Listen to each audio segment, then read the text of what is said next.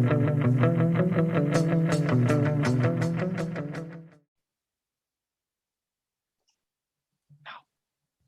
project people. You're listening to the Project Chatter podcast, your trusted source of project experts. I'm your host, Val Matthews, and I'm joined by my co-host, Dale Fung.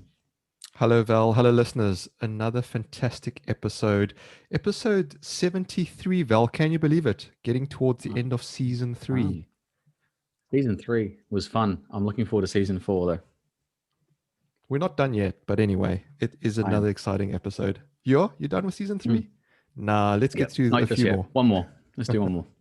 And don't forget to listen and subscribe. Press the subscribe button is what I mean on whichever platform you listen to your good podcasts on, and our YouTube channel for Q&A and bonus bits. And if you want to sponsor the podcast, get in touch with us at our website, projectchatterpodcast.com. Now let's get to the good bit. Me less talking.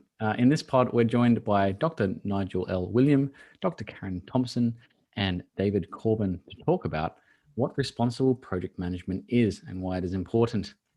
Hi, Dave. Welcome to the show. Yep. Hi there. Sorry, I'm not a doctor. No, that's okay. Neither am I. Hi, Nigel. How are you? Welcome to the show. I'm good, thanks. But I'm not this sort of doctor that helps people. So, don't call me if you have an actual emergency. No problem. I certainly won't. And Unless hi, Karen. It's like a technological crisis. Hi, Karen. Welcome to the show. Hi, Dale. Hi, Val. It's so good to have 3 guests on the show today. We are very humbled by your presence. We look forward to a very, very topical conversation about responsibility on projects. It's a pleasure to have you on the show. But before we get into it, Dale is excellent at reading out bios, so I'm going to leave it to him. Well, I don't know if I'm excellent because there are some huge words in these bios, and I hope I can get my South African accent around them, but let's give it a go. So we'll start with Dr. Karen Thompson. Dr. Karen Thompson is a senior academic at Bournemouth University Business School in the UK. She's an innovative, award-winning educator who researches at the intersection of project management and sustainable business. Before joining academia, she worked in the field of information systems and technology in financial services, local government, and the voluntary sector. As an academic, Karen is a co-founder of the Responsible Project Management movement that brings together researchers, educators, and project management practitioners from a range of industries. Her current research interests include the development of competencies for sustainable development, how projects are managed in refugee camps, and educational use of Lego, serious play, Ketso Connect, and virtual reality. I love that. That's really interesting. I think Val's also really just perked up there as well. She is a fellow. She's a fellow of the Association for Project Management, member of the Project Management Institute UK, associate editor for Project Management Research and Practice, fellow of Advanced HE and Project Management expert for the Centre for Project Management at the University of Jaffna, Sri Lanka. Wow, Karen, that is amazing. Welcome to the podcast, as Val says.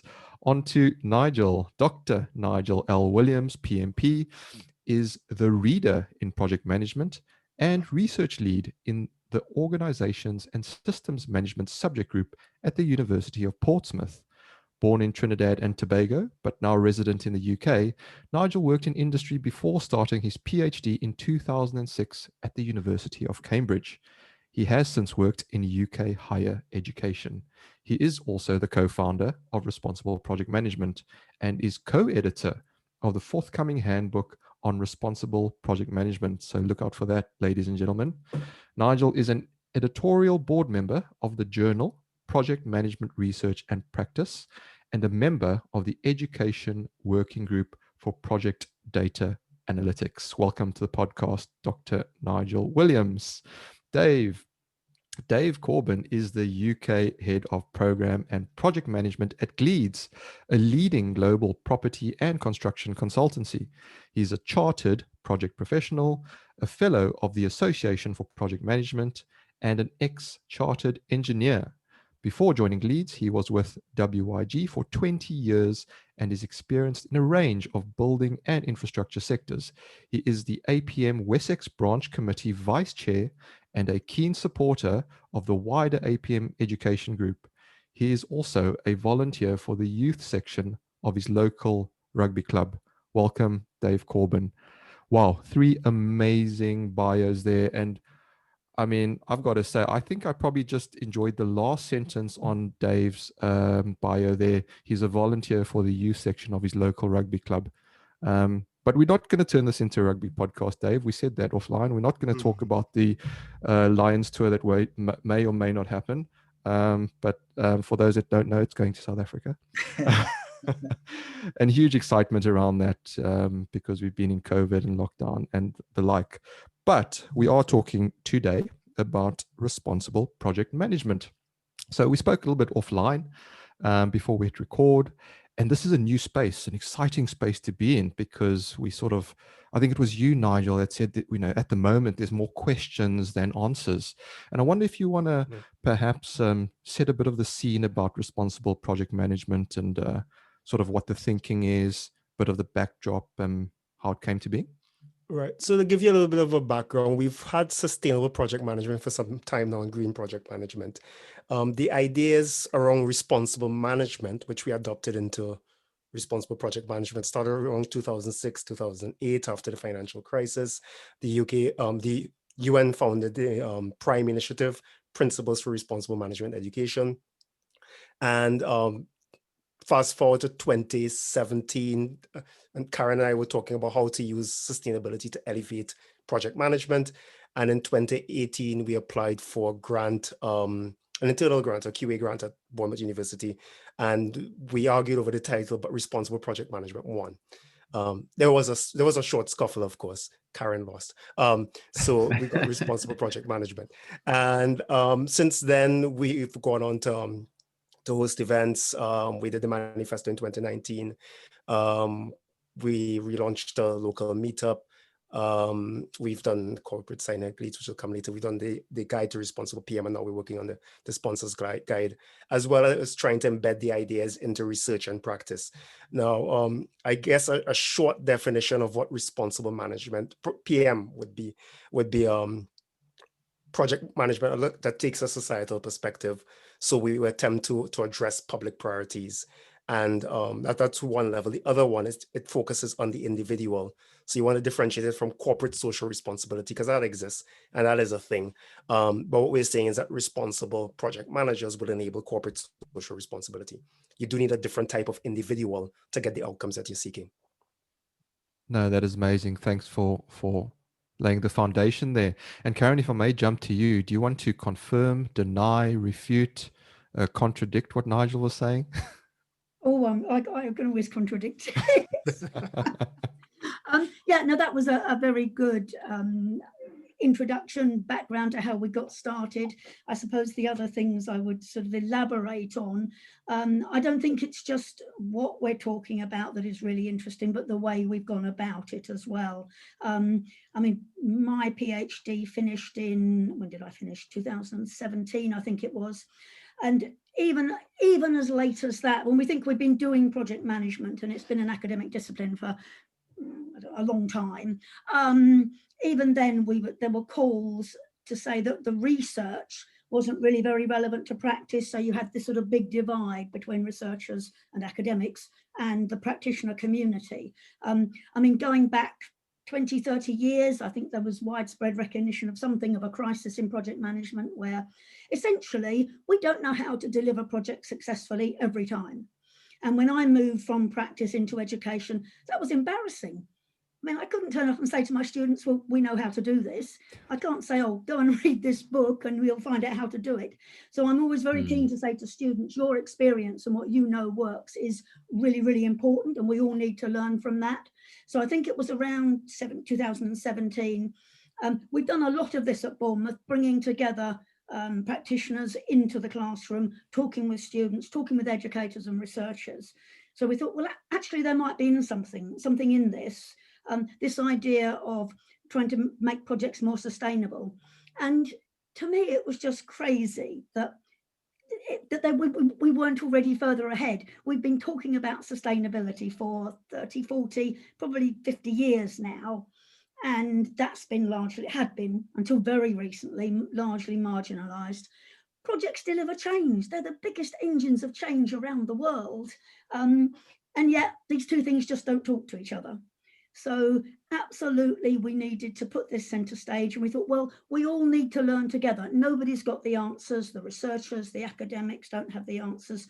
Practitioners, we're all trying to do our best, and we all, I think, well, certainly Nigel and I both consider ourselves still to be practitioners as well as in the academic and sort of research field. But we've got to suspend this idea that we're somehow experts and other people know, or we're experts and we can tell people, or that other people know, and if we just find the right people, they'll have the answers. Nobody has those answers yet. So this is a journey. I suppose that's the main thing I would want to say. So what we're doing, we think, is fairly unique, this idea of it's the individual that matters. We all make individuals. So we talk about professional bodies, about organizations all making decisions. No such thing makes a decision. It's a collective of individual decisions. So it has to come down to the individual ultimately. And our journey has just been gaining traction since we had this idea. Locally, we've continued to bring together practitioners and academics. That's how we've created, I suppose, to complement the various things already mentioned. There's a lot of resources on our website that we were very keen should be available as free downloads for everybody, the academic community as well as practitioner community. So yeah, and that's the spirit in which we started, the spirit in which we're continuing. So yeah, and people keep saying to me, oh, I'm not an expert in responsible project management, but no one is yet. I don't think we ever will be. I'm not sure in my lifetime we'll get all the answers, but we sure as hell need to start learning, and we need to learn a lot faster if we're actually going to make very much difference. I love how empowering it is, because you're focusing on the individual, and it's that call to action that's, you know, as you say, it's not an organization or collective, but every single person listening to this very podcast, Karen and Nigel and Dave, have just empowered you to go ahead and make a difference and try and understand what responsible project management is. I also love the learning journey, because that's very similar to, we were explaining how Val and I, you know, why we got onto this podcast and started sharing and giving insights from experts like yourselves, because we feel the community needs to learn together. And so I love that as well. But Dave, I just want to bring you in, because you heard this somewhere along the line, and I wonder if you could fill in that gap, and you went, this makes sense to me. So you're part of the journey as well. Yeah, I attended an event at Bournemouth University, which was a student exhibition event, and Karen and some of the guys at Bournemouth University invited me along in my association for project management capacity. And as part of that session, there was Karen gave a kind of intro to, actually it might have been the launch. Actually, I can't remember now, Karen, but it was an early session on responsible project management, and it struck me that when someone's kind of piped up in the audience and said, oh, well, as project managers, we can't really influence that. It's our client's decision. And I remember sitting there going, well, if you can't influence it as a project manager, who can influence it? And it really struck me that actually there's a responsibility that sits with those who are helping to shape projects and help develop the strategy, to be empowered to consciously kind of change the way people operate and think. And so I came away from that meeting, and actually what followed quite soon after is Gleeds as a corporate signed up to the manifesto, and what that did was empowered our near 200 project managers to be able to challenge the norm, be able to talk to their clients and say, actually, you know, do you think we should be doing this when actually it's harmful to the environment or harmful to the community? What if we did it like this, and what would the benefits be? And it struck me that actually it wasn't very different to what we like to think we do anyway, but it was written down and helped provide some handrails for those conversations. So yeah, I quickly jumped on board because it was a bit of a no-brainer for me. Yeah, thanks, Dave. No, it's a very interesting subject matter. I mean, I just downloaded your manifesto. I was reading it while you were talking. It's part of my ADHD, so I apologize. But it's a really interesting 10-point driving principle I don't know if we want to go through it, but maybe we will actually. I know, Karen, you said you printed it out before we went on screen and recorded. Does someone want to take us through this manifesto and why it's so important to this responsible project management approach? Karen, we'll start with you, if that's okay. Certainly. And I'm actually not going to jump straight to the 10 principles. I'm going to start with the values, because I do think I keep coming back, to it, especially at the moment. But I suppose it's also probably worth saying why we did a manifesto. We were very much inspired by the Agile movement. I mean, a lot of what we do in project management dates back to the 50s, 60s, when the world was a lot, I'm tempted to say less complicated. I don't know if it was, but our perception was that there was less complexity. Things like putting the man on the moon, that wasn't debated. There was just a directive to go ahead and do it. So I think the objectives and pursuing corporate objectives for corporate projects was much sort of more clearly, not even necessarily clearly defined, but narrowly defined, with much less question about that. Today, everybody's got a voice, everybody's got an opinion about what projects should do. So delivering projects has become much more challenging. But we were inspired to adopt the idea of a manifesto, because Agile, I would argue, probably has been the biggest change in project management over the last 50 years. That started with, Nigel might have to help me out with the number, was it, and that might have been 10 or 12 principles. I think about 12 people, maybe 12 developers. Yeah. So we have been criticised along the way, saying, oh, what difference is signing a bit of paper going to make? Well, Agile was a good example. And if you compare the two, you'll see the style of it is also very similar, in that the Agile manifesto started with a set of values and some driving principles. So we don't take any credit for the design of this. I mean, all academics just stand on the shoulders of other people. But the three core values that I've had to come back to recently, because we produced a guide for project managers a couple of years ago, and it's now in its second edition, that was very much aimed at the project professionals. So whether that is project managers, program managers, or portfolio managers, some of our community insist on always mentioning all three, and I do think that's important to be inclusive. But I've come back to the principles because we're currently working on, and I think Nigel mentioned it earlier, a guide for sponsors. Because of the sort of comments Dave made reference to there, and it's got less as we've carried on. When we first started talking about this, there were people that were saying, oh, a project manager can't do this, that's the sponsor or the client. Within 12 months or so, that had changed quite dramatically. I'm not sure whether it was all the stuff on climate that I'm sure we'll talk about later, but certainly the public awareness was rising rapidly. And I think, but even then, certainly I was aware that many people were one person at home where they did their recycling, did all the ethical behaviours they wanted to, came to work and maybe felt they had to be somebody quite different. So anyway, and one of the things that came out of GLEAD's corporate signing was they said, well, what we need is a guide to give our clients or project sponsors to start opening up those conversations. So we've gone back to what those principles are in trying to sort of work on that now.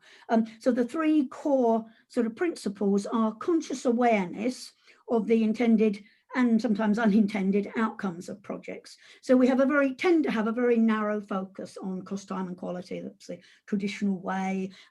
If you look at any of the current standards and much of the guidance out there, it tends to focus on, it's an execution model that is around those.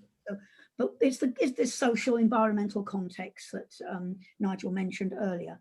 So the first value is about conscious awareness. The second one is about regenerative and circular approaches. So I don't know how much traction the circular economy ideas have in other parts of the world. I know it is a growing movement. To some extent, that has been criticised because it only tends to focus on the environment and doesn't talk enough about society and the needs of people. And to my mind, this isn't about saving the planet for its own sake. The planet will be fine with or without humans. So I think it's about recognising that we have to harness both of those. And certainly when we quite early on shared our ideas with, I can remember speaking to some local councillors who said, oh, well, we're so concerned about the social issues, we hadn't given the environmental consequences of our actions much consideration. So you tended to have, and I don't know how true that is today, I've not done the research on that question, but certainly a few years ago, it was quite polarized. You had people who cared about the environment, people who were interested in policies and decisions around looking after the inequalities in society. And one of the things we highlighted, well, hang on a minute, it's not an either or, you've got to do both. Because if we don't tackle climate change, then the pressures and divisions in society will get worse. And conversely, if you don't tackle those divisions in society, you're hampered in what you can do about the climate. So the idea of circular, again, I don't know whether you need us to give a quick, and how many of your listeners will be familiar with circular economy, but it's the idea of using the natural cycle, so you don't take out more than you put back, sort of thing. And then the third value is all about collaboration and engagement, because the idea that where there is no competition to save the planet, we've all got to start learning together and cooperating a lot better. So I think my PhD finished with some comment about we need to move away from the idea of sort of control to much more collaborative and engagement rather than trying to control and direct things. I'm trying to remember the expression I used, it's escaped my memory at the minute. So those are basically the three underlying values. And I think those we're still very true to those. And a lot of that thinking, as you can see, came from other areas. So conscious awareness was something the sustainability people very much focused on. Regeneration, circular economy was already gaining ground, but with a focus on the environment. But I think it's true for both communities, society, and the environment. And the collaboration and engagement ideas very much, because my PhD was on the area of communication in project management and looking especially at social media. And because the project management world was very divided over the merits of social media. What we're talking now, 5, 6, 7 years, 8 years ago. So I was looking at that and that idea that we need to engage people. And in fact, it's been interesting. We've seen in some of the bodies of knowledge, the idea of, well, stakeholder management was quite new. That went in. Then we saw the word management change to engagement, which of course the idea that we could ever manage or control stakeholders was just crazy. So that's really the essential values. And then we came up with 10 driving principles that were very much distilled from we called it a social learning workshop, where we all got together for I think it was 2.5 days. We had a 2.5-day workshop. And I think that might be where the one meeting you're referencing, Dave, I think you came along to some of those at that stage.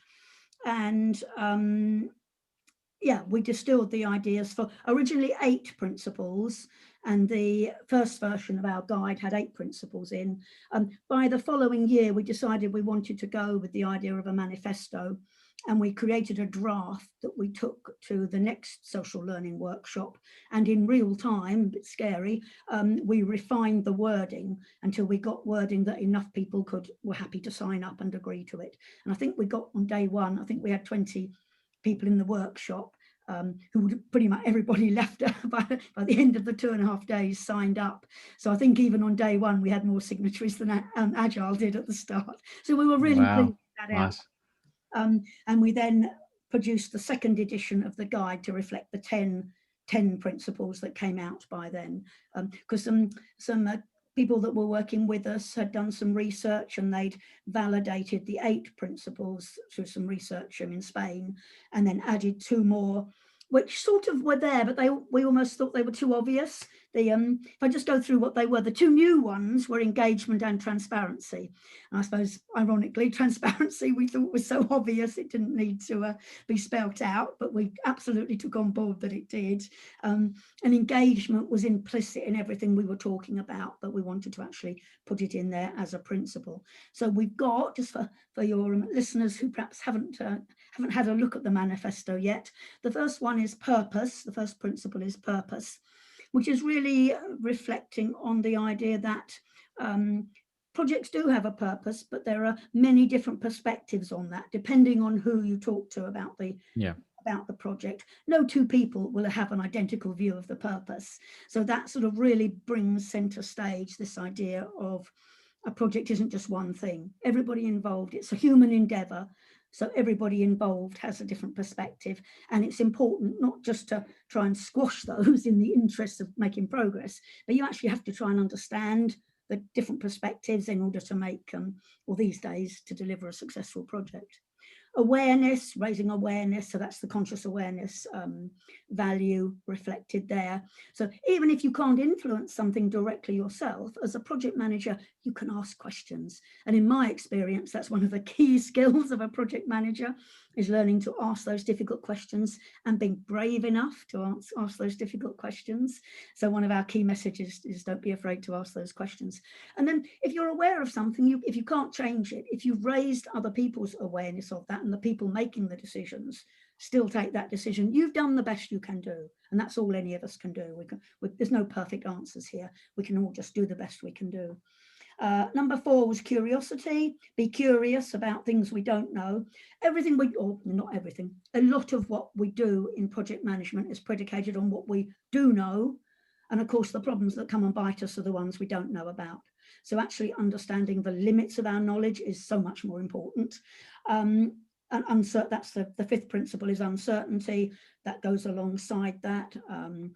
Number 6 is anticipation, using anticipatory skills, not just to plan for one outcome, but maybe opening up possibilities. I mean, I've got a nice slide I used in a presentation the other day that contrasts the idea of, it's actually, I don't know if your listeners will know it, it's Neptune's staircase. That's a series of locks on the Great Glen in Scotland.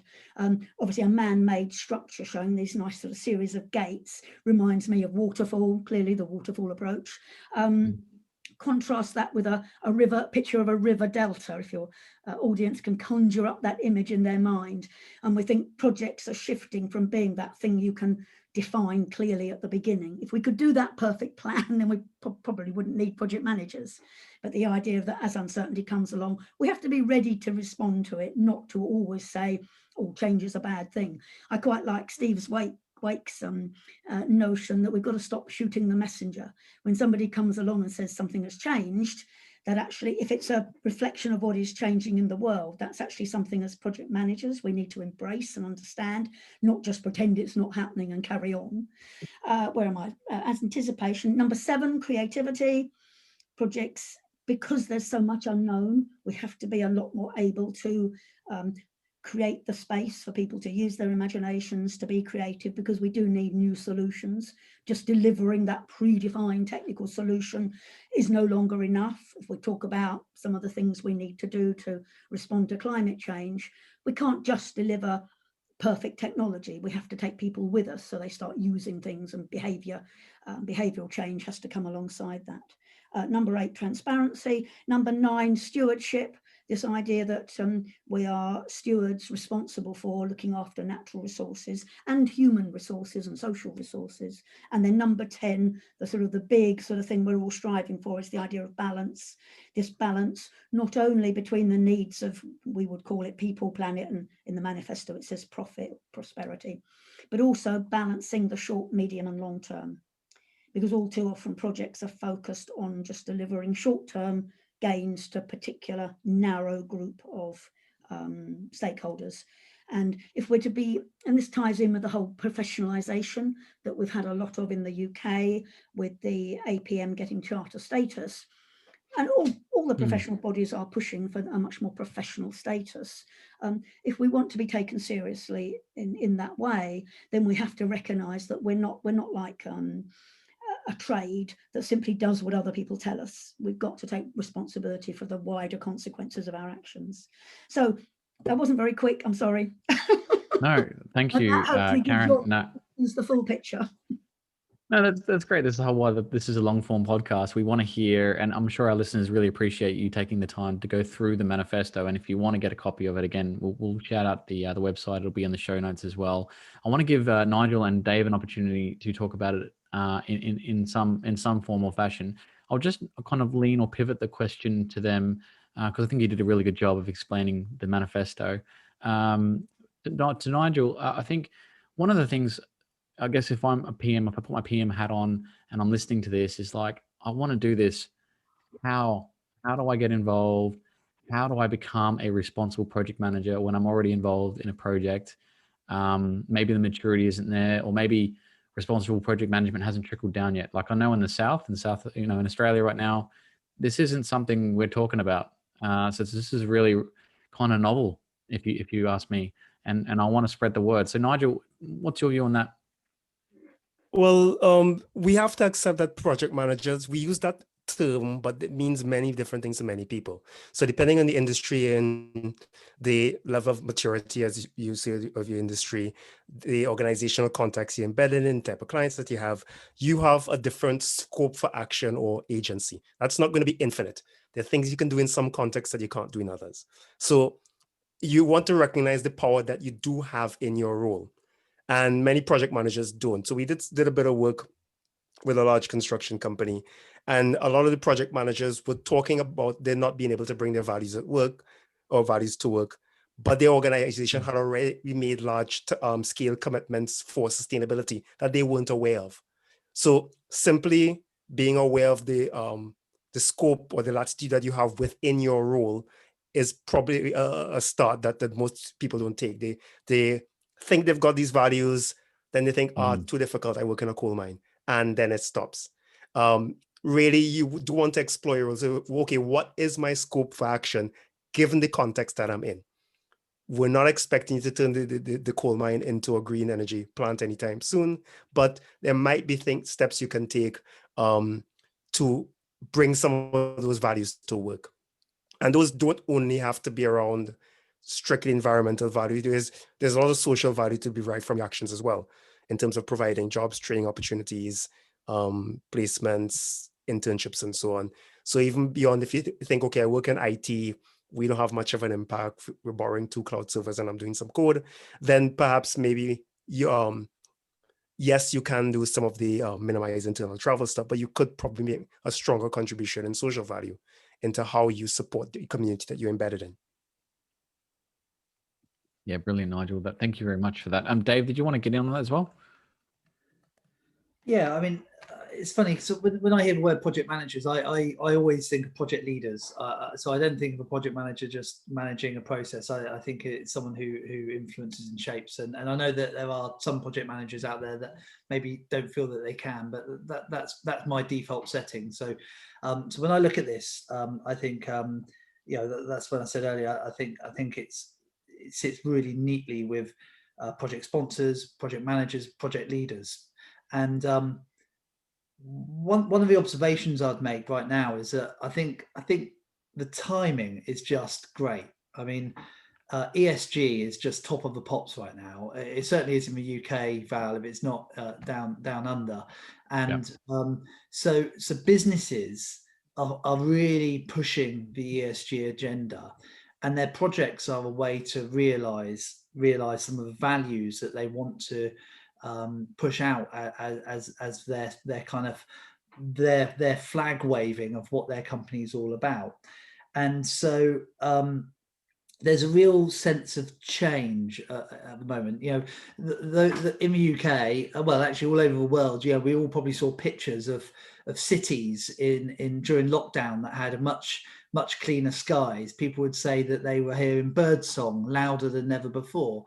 So people are coming out of this lockdown knowing that actually it is possible to change the environment that we're in by taking pollution off the roads, for example. So it's not this thing that can't happen. It can happen. It's just conscious action that needs to be taken. And so I honestly think that if you combine you know, what we've experienced over the last 18 months, plus the kind of Greta generation type movement, the Gen Z piece, where the demands on employers for the morals of the business, the places that they work in, the places that people are going to live in, it's just not going to be acceptable anymore to build irresponsibly. So for me, it's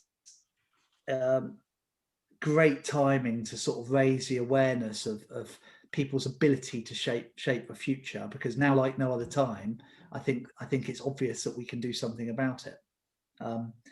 So I do a lot of work I mean, my background's construction, built environment, infrastructure. That's where I sit, and we've got a really healthy balance in Gleeds of private and public sector clients, and quite often, although we don't often admit it, the public sector are quite good at leading new ways of working and new initiatives.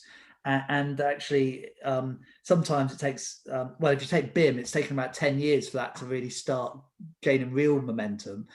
And this might take 10 years. I've got a feeling it won't. I've got a feeling it's far more accelerated than that. But we often see the public sector lead on some of these things, and they've just issued. I mean, there's an initiative that came out in December called the Construction Playbook. You've probably covered it on another podcast, and a number of those principles align with this: social value, sustainability, longer term partnering, and it's all about increasing productivity, which is actually all about eliminating waste, which in turn is good for everyone. So the public sector are really pushing this. The DFE, for example, Department for Education, every project now is we have to do a study to see what it would take to be net zero carbon in operation. Now that's a default position. So that's a real shift. And what I find really interesting is that the private sector clients are asking these questions. I was just on a tender interview today. I won't share the name, but it's a big British landowner developer, and they're saying, tell us about your ESG, tell us about your sustainability, tell us about your innovation, tell us about how you're changing the way that we deliver things. And so I think the real test is going to be when the private sector look at the cost of realizing their value. But if we're ever going to do it, I think now is a real time for it to happen. Thanks, Dave. Yeah, I couldn't agree more with all your comments. It reminds me that there's an element of like moral leadership. I think, we said project manager has many names, but leadership comes up as probably the most prevalent and most important, where you're not always popular as being a leader, but you should be guiding the way. And in terms of just changing social environments, if anyone hasn't seen the Yellowstone Park documentary, How Wolves Change with Rivers, it's a great analogy on how we can all impact the environment around us. Obviously, we're not wolves, but we can be destructive, but we can also help the environment. Again, shout out, there was a acronym being used, ESG. If you haven't checked that out, probably Google that. Environmental, social, and governance. It's the biggest buzzword around. Everyone's on board, but I agree with your comments just there, Dave, about private sector driving this. This is fantastic, and then government as well to help mandate some of these incentives and get us all inspired. It would be really, really great. I'm going to hand over to Dale now. That was a great session. Thanks. I love listening to it. These 10 principles and 3 core values, they drive to the very heart of an individual, of who you are, and challenge that. And that's pretty interesting. But I want to try and bring it back to today, and perhaps pick 1 or 2 and, specific examples. And I'll go in reverse order, Dave, if I may start with you and maybe throw this one at you. If I look at point number 8 around transparency, and you have to foster openness, sharing of visions, thoughts, feelings among stakeholders.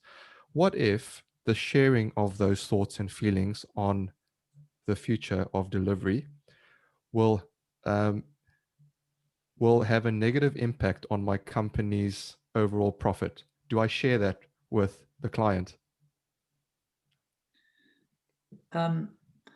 I think I'm in an industry where profit is hard to come by. So maybe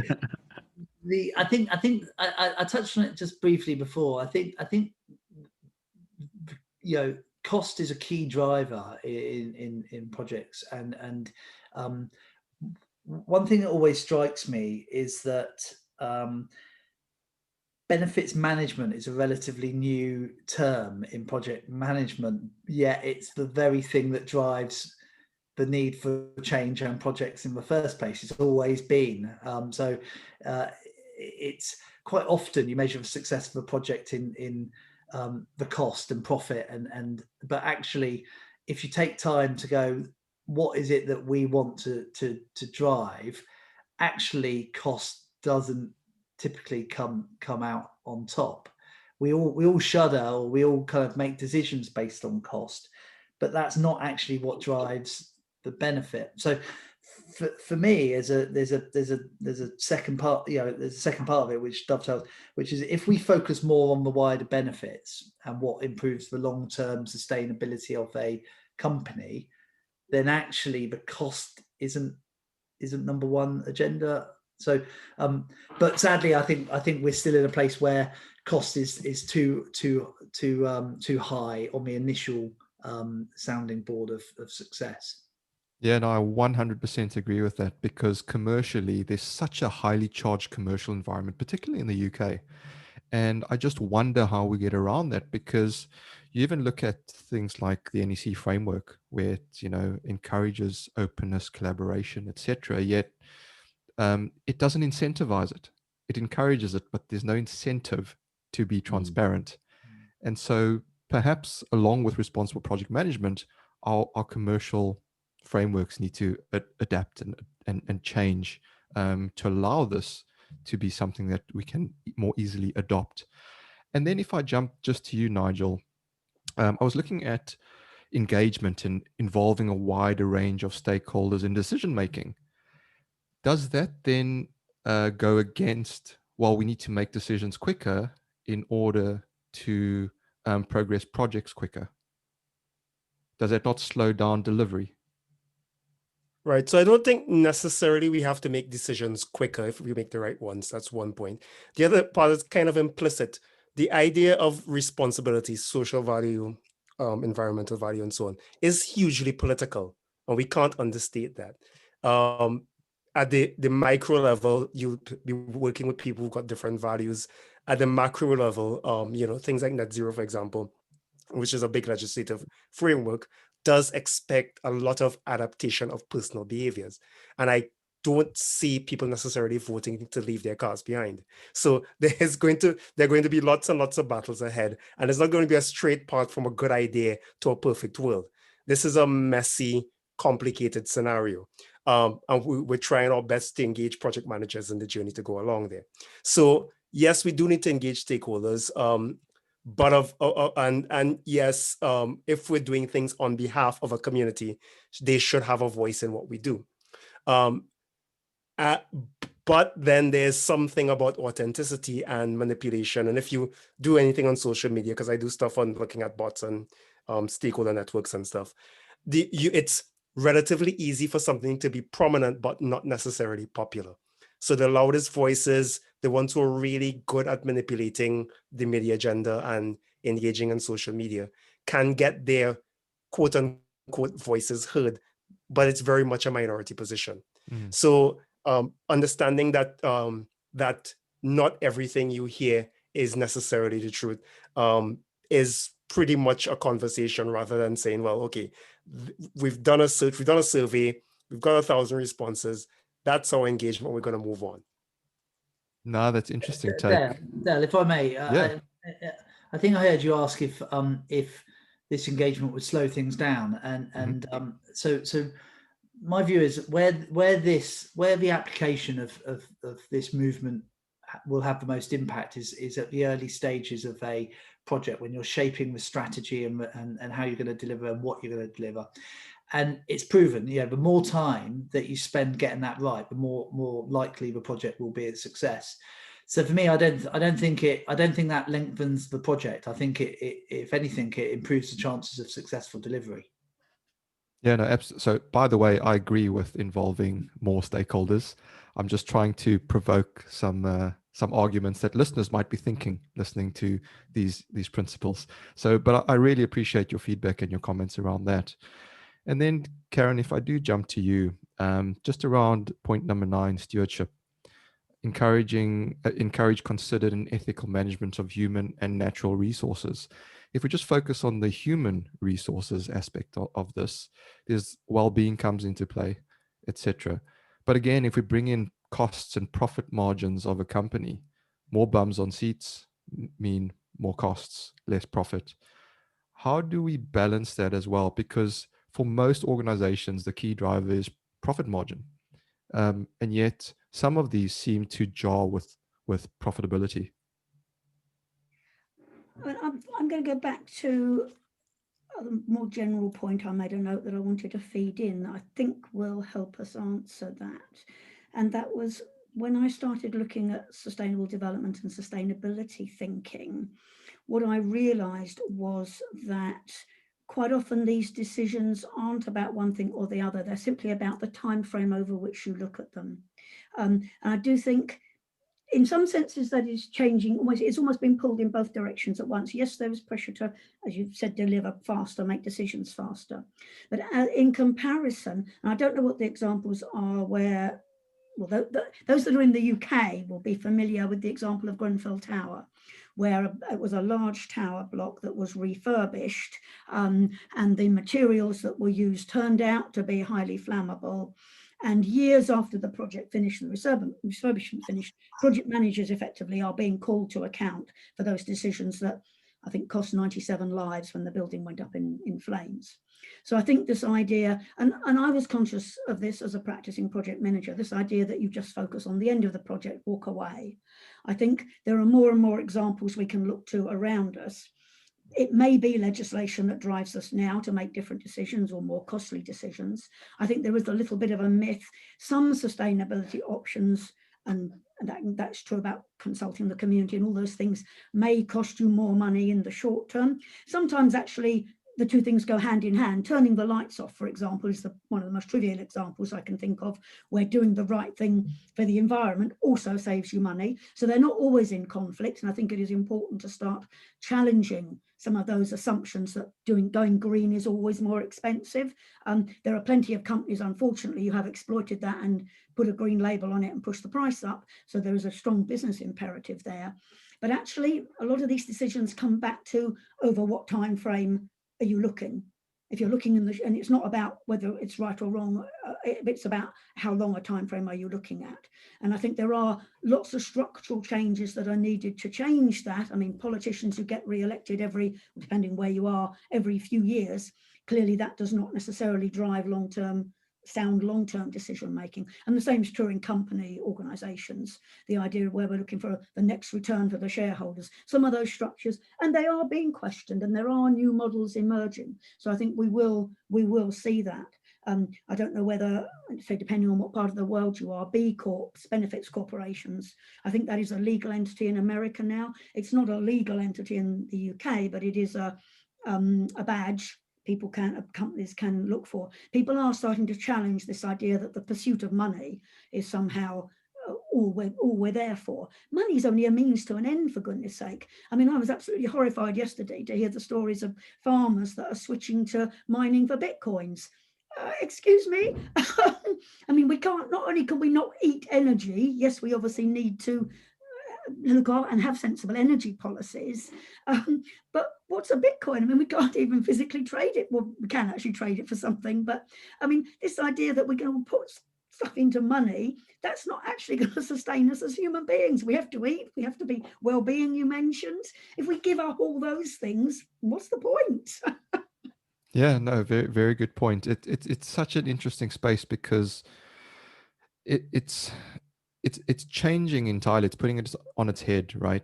Where traditionally for years and years and centuries, it's all about being advancing and in terms of self-gain, self-promotion, rather than turning it on its head. And again, it comes back to incentivization, I think.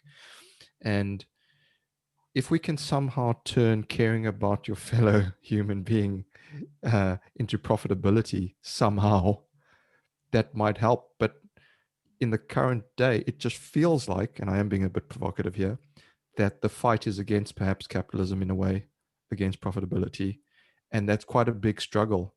And I think it's bold. I love it. Don't get me wrong. Like I said, I'm just trying to see the other side of the coin, and pick me up if you think I'm wrong. I think Dave, you want to jump in there. I honestly, I'm private organisations aren't picking up on the ESG because they're philanthropic and want to do it. They're doing it because they have to. That's the sad reality. This is still about self-gain and prosperity for companies. They recognize, I mentioned it earlier, that the generations to come are not going to live or work in buildings that are not aligned with the values and beliefs that they hold, and they're not going to work for companies with the whole kind of Wonga piece. I had a friend of mine who worked for a similar company for a short while and said, I couldn't do it. I couldn't wake up in the morning and physically work for a company of that ilk. And people are voting with their feet. And when we talk about profit, say it costs, I don't know, 20% more to produce a building that meets the current requirements. Well, what if it's empty for its life? Okay, so if you're a landlord and you've got a building that's empty because no one moves into it because it doesn't help you, it doesn't help the tenant achieve their net zero carbon agenda, then you get zero income. So I don't think, I'd love to say that this is generating because people are doing good in the world and it's turned its own head, but sadly it's still about the money. It's still about long-term success and long-term sustainability of these corporates. Yeah, and maybe it is just a waiting game, and this is the start of something exciting. It's the tip of the iceberg, and I really do hope it is, and it sounds really exciting. But as you say, it comes back to the individual as well, and the decisions we make. And as you say, it's profit versus the wider environment. And close to home, quite recently, we made the decision, well, we'll play slightly more of a premium for green energy supply, right? Not go for the cheapest tariff just because it's the cheapest, but actually it's green. So, and I think that is changing, as you alluded to at the very top of the podcast. And I do find it quite an exciting thing for projects in general, because as you say, let's call it, excuse us, but let's call it the old guard. As the old guard starts retiring and the change of view comes in, I think I agree with you that there's going to be the shift, this monumental shift. And I think that a lot of people don't see it coming. And hopefully we're spreading the word through this podcast as well. But I love this conversation. It's going all over the show. Val, I want to hand to you because you've been listening in the background. They're making plenty of notes. No, I was just drawing pictures. No. We love pictures. I was really, yeah, I'm a doodler. No, I think it's right. I think, look, no other generation other than the young generation have had access to all information ever at the fingertips, right? And I think there's some type of consciousness ascension happening that, this awareness that's kind of innately built into them, and they are socially responsible and they actually do care. And, capitalism is really built on a function of demand and supply. And, back to Dave's point, that's what's driving, private companies towards these social responsibilities. It's not necessarily altruistic, but it is a good thing. So we should be promoting it. And I talk about this thing around profit as well, where, profit's driven by talent, right? So as in projects as well, specifically, you can't have a good project without people. I used to call project management people management, because effectively, the idea of a project manager was to effectively organize people to execute an outcome. That was my interpretation of project management at the time when I was a young project manager. I feel like I'm getting old now. But the idea as well was then to produce an asset, right? Something that had intrinsic value that would last longer than the project. The idea would you would hand over something to a client and they would say, thank you very much. That too seems a bit disjointed at the moment, and we aren't successfully finishing projects. And we talked to Steve Wake about this. I know we all know Steve quite well. We're not getting better at projects. So I think this novel idea, and it might be novel to me, sorry, because I'm in Australia, but this novel idea around responsibility in projects and project management is really, really interesting to me. Now, I can't do an episode without talking about technology, because it's innately part of my passion, and I wanted to see how this world, and it's not oil and water, like people and technology need to converge again. And there's been a lot of bad press about technology and, I guess, overuse or overstimulation and its effect on our brains, and how social media is affecting the way we work, and it's having some mental health problems and challenges as well. I wanted to get your view. Maybe I'll start with Karen this time on how can we use technology to not just promote responsible project management, but also support ESG from your perspective. Oh gosh, a real toughie. A lovely question. And I know Dale was there for part of the presentation this afternoon, again on the Steve Waite Conversation Club. I'll be honest, I went into that as with any sort of AI data crunching type event, thinking that all the data can do is look backwards. So I'm not sure that's not going to do us a lot of good. But actually it was quite exciting, because they were talking about how they were using big data analytics to analyze informal communication. And I didn't get the complete model in my head, but this was something that I picked up on in my PhD. I mean, we've all worked on projects where you ask the team and everybody knows what the problems are, but nobody will tell higher management. They seem to be applying data analytics to starting to look at that sort of issue, doing keyword and tag. And again, I didn't understand all the techie stuff there, but I did say to them, what do you think the potential is for using this idea to start helping organizations really get to grips with this whole sort of drive towards net zero, maybe looking at the social implications of projects as well, because social value, again, that as an idea is gaining traction. And I think, and one of the things they were saying, well, actually this analysis they were doing could start to highlight where there are gaps. In other words, people are not talking about things on projects. They'd been tracking the data around COVID, and there was some very interesting, they were able to share a sort of a real example that we were clearly all very interested in, but how tracking a lot of this informal communication, if we start getting hold of that and analysing that, I think that the possibilities do seem quite exciting of that. So the short answer is I don't yet know.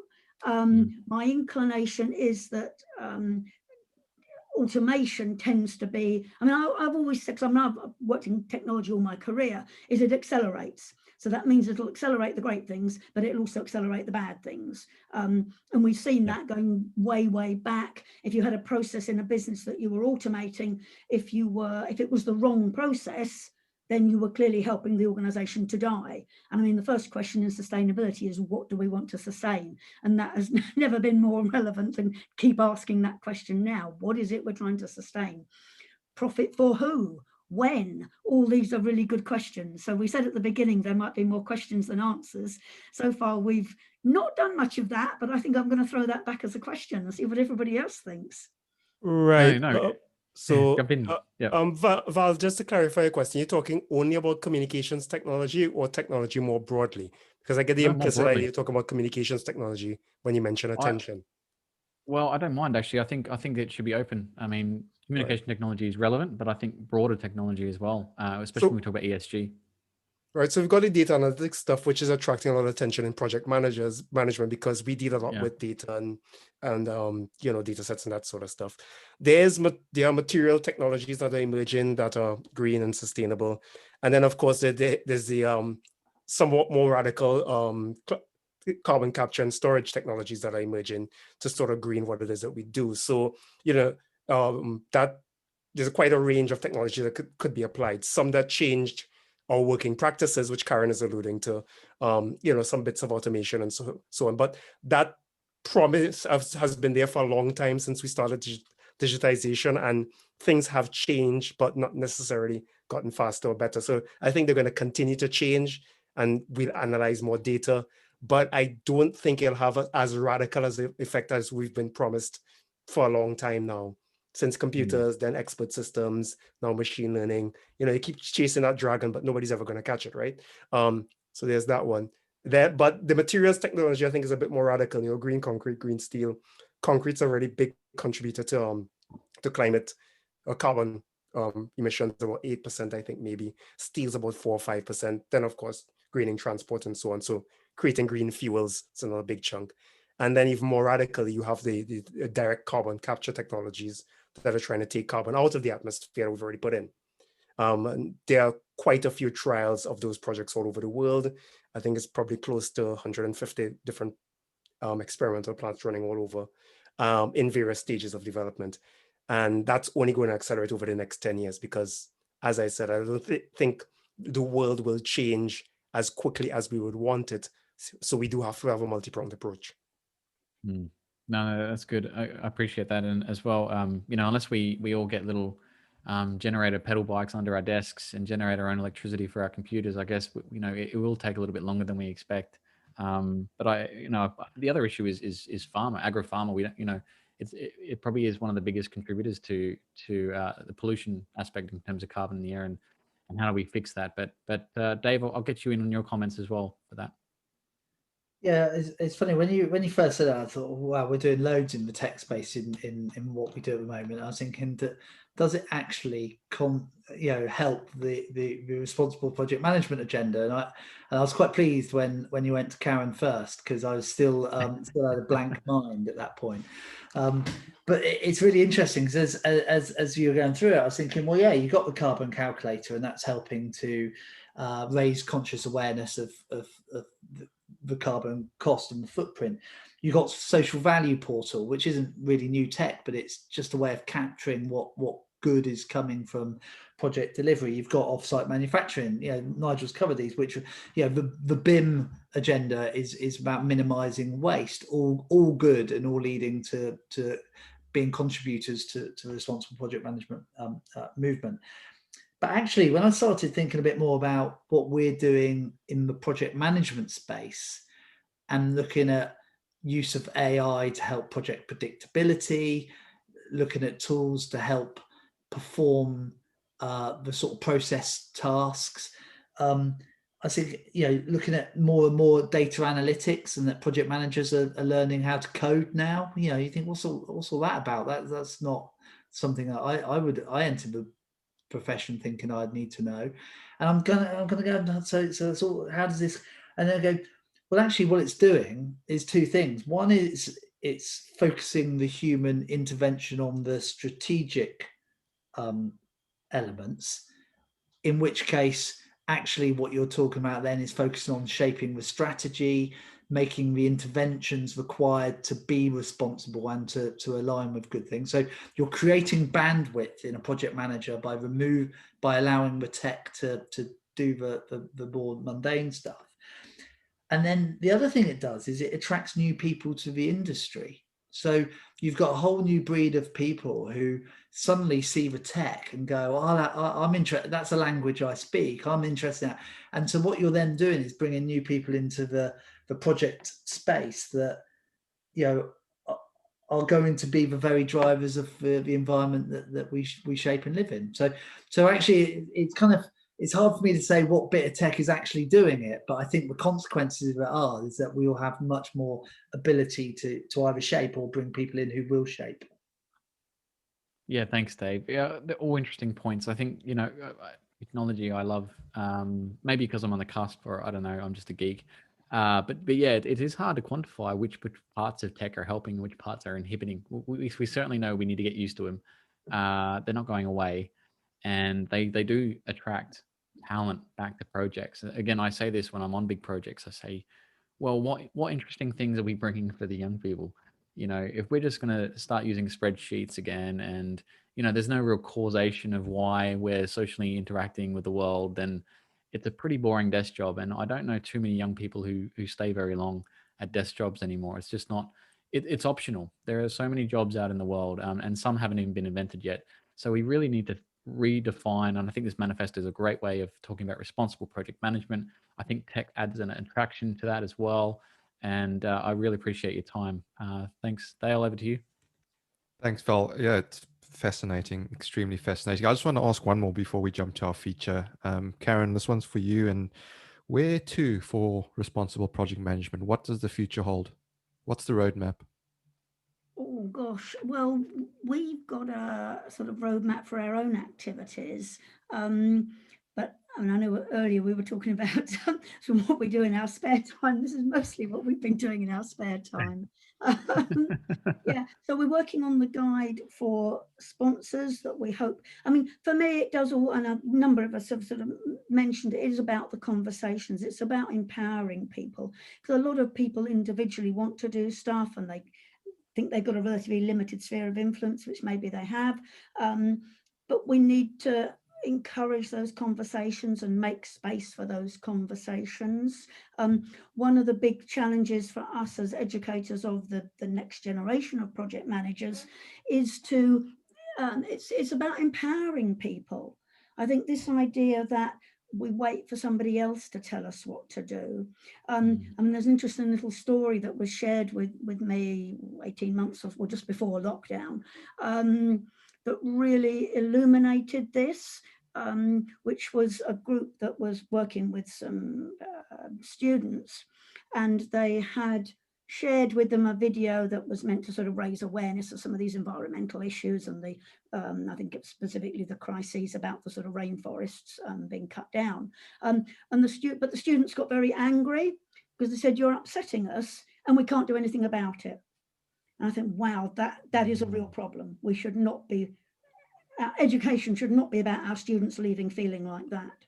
So I think in terms of the roadmap for us, it's very, I mean, that's where we are. We're say educators working in university, certainly keen to obviously work very closely, and we need to almost challenge that idea that we're the experts, but we need to bring in practitioners. We all need to learn together. There's lots of things we can do that are about empowering the next generation, and that I think will have big implications for education. I mean, you mentioned not many youngsters wanting a desk job now. The idea that when they come through the door at university and sat down in a classroom for 3 years, that's not what the world is going to be like in the future. So I do think we're going to have to really engage with the real world to a much greater extent. I've always believed that you can't educate for project management without actually doing real projects. My students have always done real projects. Some people have called that brave, spelled FOOLISH, because clearly I can't manage 50 projects at once. And I do have to trust the students to do a good job. But I think that is where a lot of our learning needs to come from. I'm reminded of sort of the fail fast thing that Elon Musk is showing us at the minute. We really have to change our mindset to not be, I mean, it's not about taking irresponsible risks, but it is about learning to, I mean, what's the expression, not trying to sort of, not waiting for it to stop raining, but learning to dance in the rain, and being prepared to accept that failure, I mean, success and failure don't necessarily mean, we have preconceived ideas that we can chase the dragon, Nigel called it, be chasing that. And actually the important thing is the learning, and that we learn to collaborate, and we learn to get on with each other. There's lots of things we can do that I do think have got, it's the ripple effect, isn't it? They've got massive ramifications for how we actually empower new generations. I mean, sometimes some of my colleagues now are faced with students who probably know more about some of this stuff than they do. So I do think there are huge challenges for education. So it's fascinating to hear Dave telling us about what's actually happening when he's out there talking to clients, because that is what drive a lot of what our students go on to do. But I think this idea that they can't make a difference, I think we've absolutely got to, that's center of my roadmap, is looking for ways that we can do that. And in terms of what we are actually doing, I know you mentioned in my bio that we're playing with Lego Serious Play. That's been around, it's been around for a while, actually. I'm not sure anybody's using it to any great extent yet in project management. If they are, please get in touch. We'd love to chat. I think it is about developing new ways of learning, empowering people to think differently. The reason we're using building blocks is to get people away from that sort of at the keyboard typing away or just text-based. It's about trying to access other parts of the brain and getting people to engage them, that their whole selves. I mean, one of the things that was touched on earlier was about cost driving everything. There's a lot of research that shows human beings aren't as rational as we think we are. So we've got to engage hearts and minds to a much greater extent. And again, that's got huge implications for education. Nigel, I'm sure you'd like to come in on this point. But on the education point, I think that's our greatest impact, because Karen and I no longer work full-time in industry. We engage with industry, but we don't work full-time in industry. And personally, my biggest impact is via my students. It's not via my research. So for us, if we're thinking of engaging the next generation, it's how do we provide accessible, scalable, responsible project management education to support the next generation of project managers. I think that would be our roadmap for the next 3 to 5 years. How do we crack? Now, of course, education is not putting up videos. That's called YouTube. It's so in our case, we've always followed a co-learning approach where we learn with our students, or students and us learn together. So scaling that is of course quite difficult because it's very labor intensive. But how we use tools like virtual reality to embed these education ideas, to rethink how project management is taught, I think is really where would be our roadmap for the next 3 to 5 years. I think that's where we make our biggest impact. That is fantastic and awesome. And anything we can do on the Project Chatter podcast to help, we'd be delighted to be involved. So thank you for that. But it does bring us to a special part of the podcast. This is the feature. And I hope Dave, Nigel, and Karen, you up for a bit of fun. For this, we are going to invite our in-house guru, Mr. Martin Curriston, who's been in the background. He's going to throw some ridiculous statement at you, which you have to defend. And he's been listening in, so he's got something quite appropriate. So Martin, over to you. Thank you, Dale. Really enjoyed the podcast. Very, very interesting subject. Yeah, as Dale said, it's a feature where we ask our guests to defend a ridiculous statement for 30 seconds. It's inspired by some of the wonderful statements we've all heard from our management teams over the years. So if you're willing, if you're keen, we can make a start. Okay. So as the three of you, we'll do 3 separate statements. Just because you're in this order on my Zoom screen, I'll start with Karen, then move on to Nigel, then on to Dave. So Karen, if you're willing to be the first victim,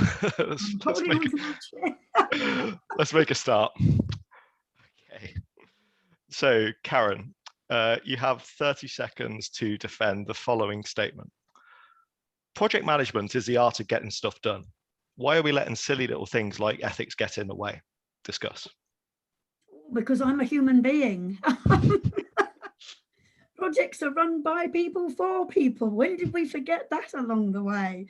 We've become so technical, staring at our computer screens, managing our spreadsheets, that we've taken our eyes off the people and we've forgotten why we're here. So I've completely forgotten what the ridiculous statement was now. It's about getting things done. Weren't you supposed to defend that statement? It's okay. If you take the simple definition, then we all manage projects all the time. We just happen to see things through that lens, and we get hung up on so much that we think project management is about the cost, time and quality, and where do those priorities come from? It's about people. All right, we can see the passion seeping out there. It's very good. Well, thanks a lot, Karen. Okay, on to Nigel. Your statement to defend. Many major projects are delayed by not being responsible. How do I stand a chance by being responsible? Right, so many major projects get disrupted because they're not just physical transformational systems, they're social systems. So if you are more responsible, you engage some of the blockers in decision-making and access to resources that you may not necessarily have engaged with short-term thinking or an irresponsible approach. Thanks a lot. Cheers. Okay, finally, on to Dave. So your ridiculous statement to defend is, responsible project management is great, but if I say I'm hitting my milestones, I know I'm going to get an easy ride at the project management review. Discuss. Yeah, you're right. So that's the harsh reality. But you might not feel good about yourself when you finish your project. You might not get the fulfillment that you could get when you really make change. You might deliver something fast. You might deliver something on budget. But if it's empty, it's empty. Brilliant. Thanks a lot. Thank you, all 3 of you. That was amazing. Just a bit of fun at the end, just to mix it up right at the end of the podcast. But I do want to come back to each of you just for your final thoughts that you want to leave the listeners with. I'll start with Karen. Well, first of all, a huge thank you for inviting us. It's been huge fun to have especially such a wide-ranging discussion. I'm sure there's lots of things we'll think of later that we would have liked to have said. But what I'm going to finish on, and I don't know how we've got this far without mentioning, it's 2021. We declared 2021 as International Year of Responsible Project Management for lots of reasons, not least the United Nations Director General said if we don't get those agreements in place to hit all sorts of goals, but especially the climate ones, if we don't get them in place this year, then we're probably all doomed. So we've absolutely got to act now. 21 is also the age, I don't know where in different parts of the world whether people do still come of age at 21. It's a historical association with it. It's when our students take their place in responsible society with their degrees and what have you. So absolutely, we've got project management needs to come of age. And we hope 2021, well, we've declared it is the year of International Responsible Project Management. Declared. You heard it here on the Project Chatter podcast. It has been declared. Nigel, any final thoughts? Couple of final things. I guess the first one is that you have more power than you think. So explore the range of action you have within your role and do that. And also to younger people, go vote, because we live in the world my grandmother makes. She votes in everything. She'll vote for door catcher if it comes up. So you should too. Awesome. Great advice, Nigel. Mr. Corbin, any final thoughts from yourself? I think the two things that drive me in project delivery space is driving value for my clients and my integrity. And it's quite nice that this does a bit of both. So if you read up, think about what's important, and then see how you can shape your clients' experience and outcomes. Awesome. Thank you so much, Dave. Val, how about you? Oh, that was great. I think it's always better to have more than two speakers. 3 guests is fantastic. Again, shout out to Steve Wake for putting us in touch as usual. But I'm very humbled to have access to so many different people with different ideas. It just adds value to what we're doing as well as a part of this broadcast to kind of spread the word, really. So hopefully we've amplified the word of our guests today, and I really appreciated your time. So thank you. Brilliant. Thank you, Val. Just before we go, we have one last surprise. It's a pop quiz. We've shortened it just to 5 questions, and you should know the subject matter very, very well. I'll hand back to Martin for this to take you through your paces. Thanks, I've got to go. 5 quickfire questions, nothing quite as complex or as important as responsible project management. So we'll go in the same order again if you're keen. Karen, then Nigel, then Dave. If you follow sequentially, it's the same question to each of you. So question 1, would you rather spend your day with people or technology? People. Nigel? Technology. Dave? People all day long. I've had technology for the last year and a half. I want people. Quite right too. Next, if you could choose to spend a day with anyone, past or present, who would it be and why? Karen?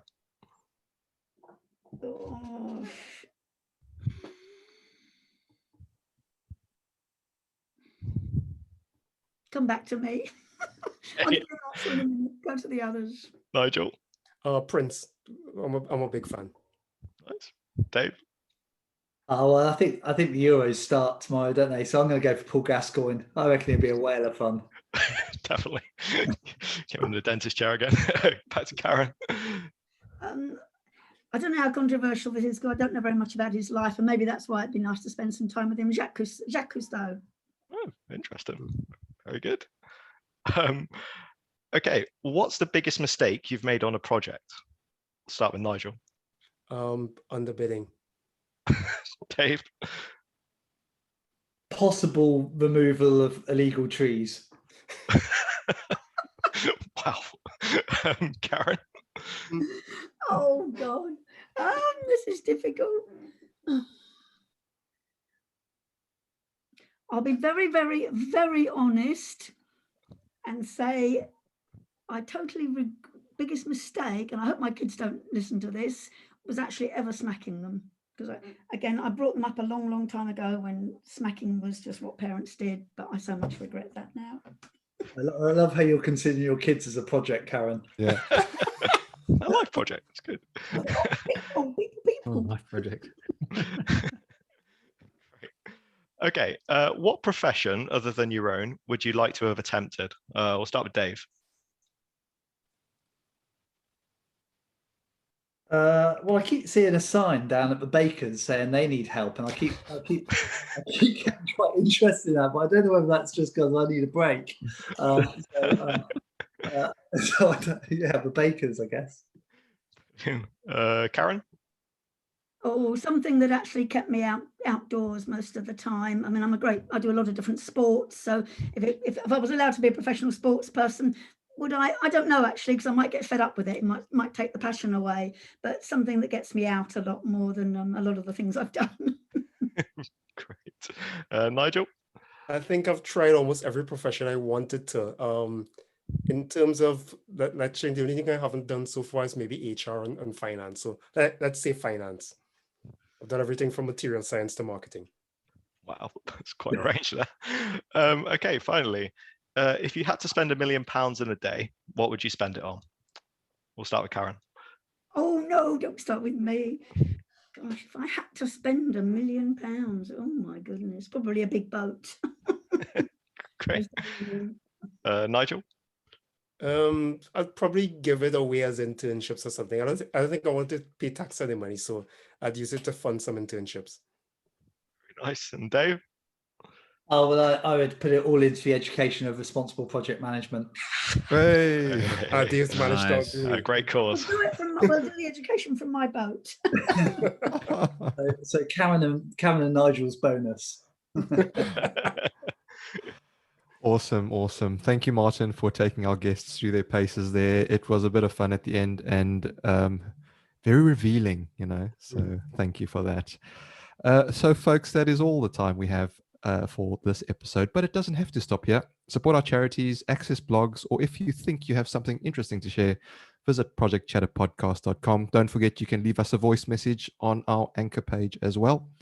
Don't forget to hit subscribe on our YouTube channel and your favorite podcast player so you don't miss the next one. A massive thank you to Nigel Williams, Karen Thompson, and Dave Corbin, and a special shout out again to Mr. Steve Wake for putting this all together. Thank you all for listening. Till next time, we say stay safe, be disruptive, and have fun doing it. From me, Val, and Martin, it's bye for now.